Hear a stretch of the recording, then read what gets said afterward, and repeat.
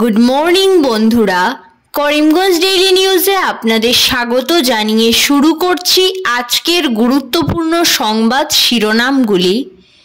ব্যাপক হিংসা, মণিপুরের পরিস্থিতি অত্যন্ত শোচনীয়। মুখ্যমন্ত্রী সহ 18 বিধায়ক মন্ত্রীর বাড়িতে হামলা, অগ্নিসংযোগ, বিরাজ করছে চরম অরাজকতা। বিস্তারিত থাকবে প্রতিবেদনে। কালাইনে অগ্নিকাণ্ডে পুড়ে ছাই 60টি দোকান, আহত একজন। অগ্নি নির্বাপক বাহিনীর গাফিলতির অভিযোগ বিধায়ক খলিল উদ্দিন মজুমদারের। জিরিবামে জ্বলল গির্জা, পেট্রোল পাম্প, বিধায়কের দোকানে অগ্নিসংযোগ। দুহালিয়া ফরেস্ট রেঞ্জের রূপাগ্রাম সিংলা নদী থেকে বালু তোলার কাজে ব্যবহৃত মোটর পাম্প বাজেয়াপ্ত। বদরপুর সার্কেল কার্যালয় বহাল রাখতে দিশপুরে আন্দোলনের হুমকি বদরপুর সুরক্ষা মঞ্চের। 298 কেজি গাঁজাসহ আগরতলা রেল স্টেশনে আটক বিহারের 2 পাচারকারী। বিস্তারিত প্রতিবেদনে যাওয়ার আগে প্রত্যেক দিনের গুরুত্বপূর্ণ খবর পেতে অবশ্যই ভিডিওটিতে একটি লাইক করে ইউটিউব চ্যানেলটি সাবস্ক্রাইব করে পাশের বেল আইকনটি বাজিয়ে রাখবেন এবং ফেসবুক পেজটি ফলো করে ভিডিওটি শেয়ার করবেন। এবার সংবাদ শিরোনামগুলোর বিস্তারিত হলো।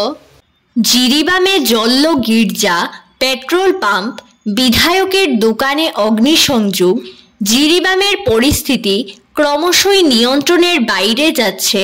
জিরিবামের পরিস্থিতি চরম ভয়াবহ আকার নিয়েছে। অপহরণ, হত্যা, অগ্নিসংযোগ, ভাঙচুর সব কিছুই চলছে। পাশাপাশি প্রতিবাদী জনতা নাগাড়ে প্রতিবাদ জানিয়ে চলেছেন। ক্ষোভের বিস্ফোরণ ঘটেছে জিরিবামের বিধায়ক আসাদুদ্দিনের উপরও। শনিবার রাতে জিরিবামে মৃতদেহ উদ্ধারের ঘটনা এবং রবিবার কাছাড়ে বরাক নদীতে এক শিশু ও এক মহিলার মৃতদেহ উদ্ধার। শনিবার কাছাড়ের লক্ষ্মীপুরের সিঙ্গের বন্দে বরাক নদী থেকে উদ্ধার করা হয় এক শিশুর মৃতদেহ। মৃতদেহটি জিরিবাম থেকে অপহৃত 6 জনের মধ্যে এক শিশুর বলে সন্দেহ করা হচ্ছে, তবে সরকারিভাবে এর নিশ্চয়তা পাওয়া যায়নি। এদিন সকালে প্রথমে বাঁশকান্দির চিরিঘাট অঞ্চলে বরাক নদী থেকে উদ্ধার করা হয় একজন মহিলার মৃতদেহ। এরপর সিঙ্গেরবন থেকে উদ্ধার করা হয় শিশুর মৃতদেহ। এ নিয়ে ব্যাপক চাঞ্চল্য ছড়িয়েছে কাছাড় এবং জিরিবামে। কালাইনে অগ্নিকাণ্ডে পুড়ে ছাই 60টি দোকান, আহত একজন। অগ্নি নির্বাপক বাহিনীর গাফিলতির অভিযোগ বিধায়ক খলিল উদ্দিন মজুমদারের। শনিবার রাত আনুমানিক 10টা নাগাদ কালাইন বাসস্ট্যান্ডের উল্টো দিকের ব্যবসায়িক প্রতিষ্ঠানে আচমকাই অগ্নিকাণ্ডের সূচনা হয়। বৈদ্যুতিক শর্ট সার্কিট থেকে অগ্নিকাণ্ডের সূত্রপাত বলে সন্দেহ করা হচ্ছে। একটি দোকানের ভেতরে আগুনের লেলিহান শিখা দেখতে পান এলাকার লোকজন।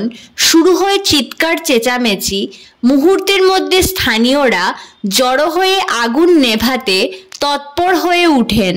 খবর পাঠানো হয় অগ্নি নির্বাপক বাহিনীকে। ঘটনাস্থলে পৌঁছয় দমকলের ইঞ্জিন সহ কালাইন থানার পুলিশ বাহিনী। কাঠিগড়া থেকেও ছুটে আসে দমকলের ইঞ্জিন।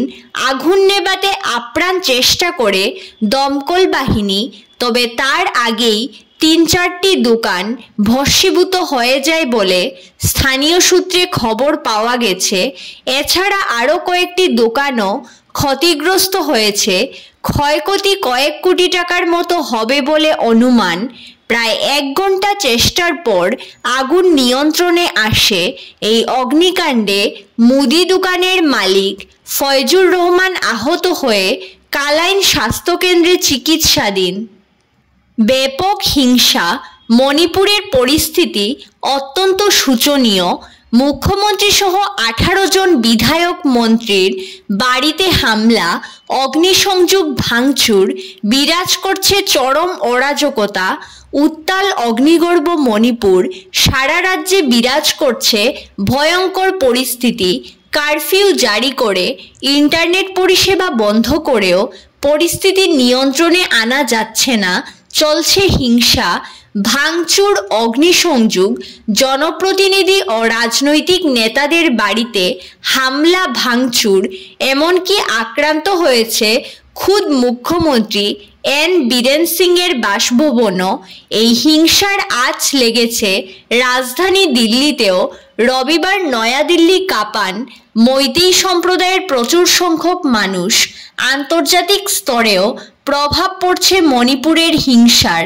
বর্তমান ভয়ঙ্কর পরিস্থিতিতে রাষ্ট্রীয় স্বয়ংসেবক সংঘের মণিপুর প্রান্ত জরুরি ভিত্তিতে মণিপুরের হিংসার অবসানের জন্য কেন্দ্রীয় সরকারের কাছে আর্জি জানিয়েছে। জিরিবামে 6 মহিলাকে অপহরণ করে হত্যার ঘটনার তীব্র নিন্দা জানিয়েছে আরএসএসের পক্ষ থেকে। এটাকে বর্বরোচিত আখ্যা দিয়েছে। ইন্টারনেট পরিষেবা বন্ধ করায় মানুষের ক্ষোভ আছড়ে পড়েছে মোবাইল টাওয়ারের উপর। শনিবার দিন থেকে শুরু করে রবিবার রাত পর্যন্ত মণিপুর রয়েছে উত্তাল।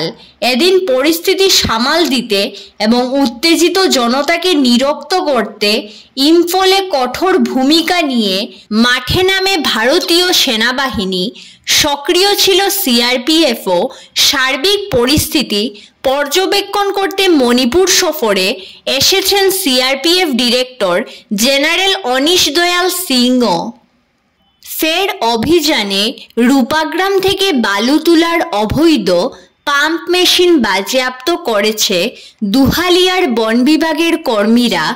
জানা গেছে, দীর্ঘদিন থেকে অবৈধ উপায়ে নদী থেকে মেশিন লাগিয়ে বালি উত্তোলন করছিল একটি অসাধু চক্র। এমন অভিযোগ যায় দুহালিয়া বন বিভাগের কাছে। তাই গোপন খবরের ভিত্তিতে অভিযানে নেমে দুহালিয়া ফরেস্ট রেঞ্জের রূপাগ্রাম থেকে অবৈধভাবে বালু তোলার পাম্প মেশিন বাজেয়াপ্ত করেছে স্থানীয় বন বিভাগের কর্মীরা। রবিবার সকালে দুহালিয়া ফরেস্ট রেঞ্জের বনকর্মীরা রূপাগ্রামের সিংলা নদীতে হানা দিয়ে বালু তোলার কাজে ব্যবহৃত পাম্প মেশিনটি বাজেয়াপ্ত করে বিভাগীয় কার্যালয়ে নিয়ে আসেন। ধন্যবাদ সবাইকে। আরও নতুন নতুন খবর পেতে করিমগঞ্জ ডেইলি নিউজ পেজটিকে ফলো করে সঙ্গে থাকুন।